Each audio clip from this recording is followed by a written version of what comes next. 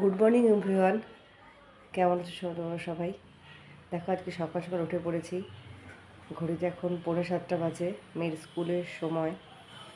এরই মাঝে আবার ছোটো মেয়ে উঠে গিয়েছে, ওকে রেডি করলাম। ওকে রেডি করে নিয়ে চলে গেলাম সোজা রান্নাঘরে নিয়ে মেয়ের বড় মেয়ের জন্য টিফিন তৈরি করছি, ওর স্কুল আছে। টিফিনে আজকে দেখো এই আইটেম দুটো দিয়েছি। রাতেই ভেবে রেখেছিলাম কি করব, এই আইটেমগুলো দিয়েছি।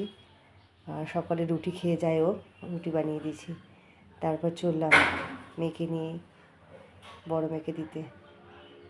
বাচ্চা নিয়ে একটু অসুবিধা হয়, তাও কী করবো, উঠে গিয়েছে। এরই মধ্যে বড় বউ তৈরি হয়ে নিয়ে তিনজনে মিলে চললাম।